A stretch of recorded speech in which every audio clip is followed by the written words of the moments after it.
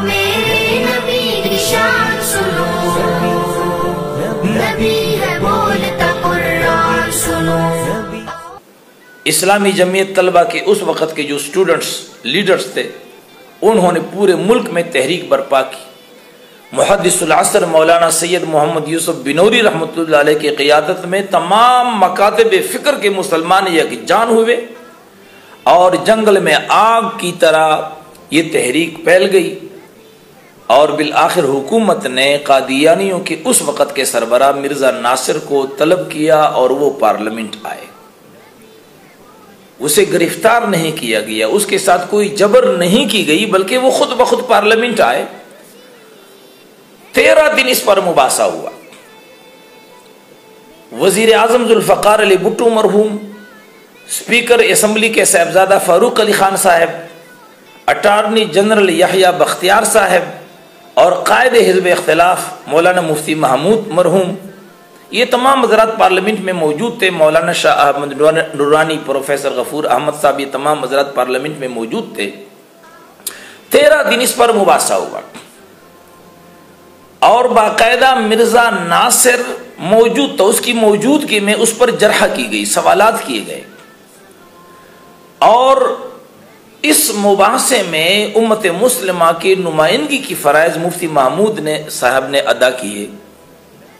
اس مباحثے میں مولانا مفتی محمود رحمۃ اللہ علیہ نے امت مسلمہ کی وکالت اور نمائندگی کی فرائض ادا فرمائے، لیکن انہیں یہ اجازت نہیں تھی کہ وہ مرزا ناصر سے براہ راست کوئی سوال کرے، بلکہ وہ تحریری طور پر اٹارنی جنرل کے سامنے سوال رکھتا، وہ پھر مرزا ناصر سے سوال کرتے۔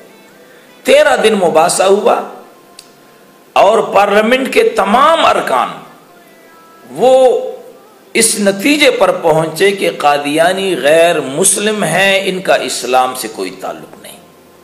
مرزا ناصر اپنے عقائد کے دفاع کرنے میں 100% ناکام ہوئے۔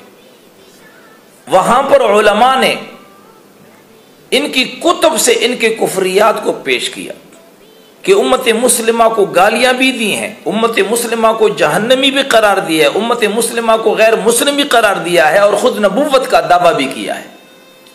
چنانچہ 7 ستمبر 1974 کو پاکستانی پارلیمنٹ نے قادیانیوں کو غیر مسلم اقلیت قرار دیا۔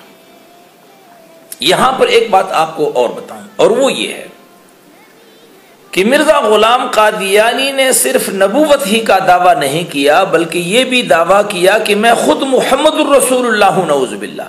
یہ میرے پاس کلمۃ الفصل قادیانیوں کی کتاب ہے، اس میں یہ لکھتا ہے کہ هو الذی ارسل رسولہ بالہدی ودین الحق لِیظْہِرَہُ علی الدین کلہ، کے فرمان کے مطابق تمام ادیان باطلہ پر اتمام حجت کر کے اسلام کو دنیا کے کونوں تک پہنچا دے۔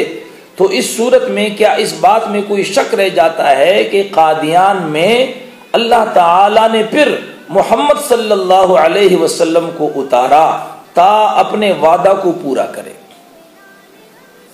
واضح طور پر کلمۃ الفصل، یہ کلمۃ الفصل ہے اور اس کا صفحہ نمبر 105 ہے، واضح طور پر یہاں پر یہ دعویٰ کیا کہ قادیان میں اللہ تعالیٰ نے پھر محمد صلی اللہ علیہ وسلم کو اتارا۔ یہ قادیانی جو آذان میں اشہد ان محمد الرسول اللہ کہتے ہیں، یا کلمہ طیبہ میں لا الہ الا اللہ محمد الرسول اللہ، محمد صلی اللہ علیہ وسلم کا نام جہاں جہاں بھی استعمال کرتے ہیں، تو یہ بات اچھی طرح ذہن نشین رہنی چاہیے کہ قادیانیوں کا مراد محمد سے محمد صلی اللہ علیہ وسلم نہیں ہے، بلکہ محمد سے ان کا مراد مرزا غلام قادیانی ہے۔ اتنا صریح اور واضح کفر دنیا میں کہیں نہیں۔ چنانچہ 7 ستمبر کو پاکستانی پارلیمنٹ نے یہ فیصلہ کیا، قادیانی غیر مسلم تو اس دن سے تھے جس دن مرزا غلام قادیانی نے نبوت کا دعویٰ کیا۔ اور منصور صاحب، آپ کا جو دوسرا سوال ہے کہ قادیانی مرتد ہیں اور مرتد کی شرعی سزا کیا ہے، تو محترم، مرتد کی شرعی سزا وہ موت ہے، من ارتد فاقتلوا۔ رسول اللہ صلی اللہ علیہ وسلم کی حدیث پاک ہے کہ جو مرتد ہو جائے اسے قتل کر دیا جائے، اور اس سزا پر خلفائے راشدین کے زمانے میں، رسول اللہ صلی اللہ علیہ وسلم کے زمانے میں باقاعدہ عمل درآمد کیا گیا اور مرتدین کو سزا دی گئی ہے۔ تو قادیانی مرتد کے حکم میں ہے، لیکن ان کی جو اولاد ہے، یعنی سوال آپ کا جو سوال ہے کہ اگر ایک آدمی قادیانی بن جاتا ہے، ظاہر ہے وہ تو مرتد ہے، لیکن اس کی جو اولاد ہے وہ تو مرتد نہیں ہوگی۔ اس سلسلے میں یہ بات یاد رہے کہ اگر ایک مسلمان ہندو ہو جائے یا یہودی خدا نخواستہ یا کرسچن ہو جائے تو وہ اسے مرتد کہا جائے گا، لیکن اس کی اولاد مرتد نہیں ہوگی۔ لیکن اگر ایک آدمی قادیانی بن جائے تو وہ بھی مرتد ہے، اور اس کی اولاد بھی مرتد کے حکم میں ہے، اس لیے کہ اس کی اولاد بھی اپنے آپ کو مسلمان کہے گی۔ اس کی جو اولاد ہوگی وہ بھی محمد رسول اللہ صلی اللہ علیہ وسلم کا نام لے کر کے اسے مرزا غلام قادیانی کو مراد لے گی۔ اس لیے جو قادیانی مرتدین ہیں ان کی اولاد بھی مرتدین کے حکم ہے، وہ بھی زندیق ہیں، اور زندیق اس کافر کو کہا جاتا ہے کہ کفر کے باوجود اپنے آپ کو وہ مسلمان کہے۔ آپ کا تیسرا سوال کہ پارلیمنٹ میں قادیانیوں کی حیثیت کی تعین تو کی گئی ہے، لیکن اس کا حکم کیا ہے؟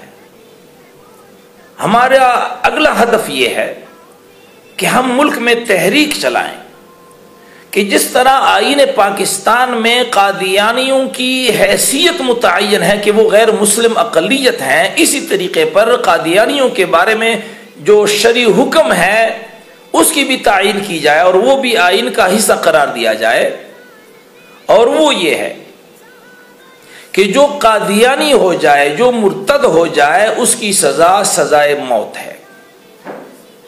قادیانیوں کے بارے میں جو شرعی حکم ہے اس کی وضاحت بھی آئین پاکستان میں ہونا ضروری ہے، اور اسے آئین میں قانونی حیثیت دی جائے۔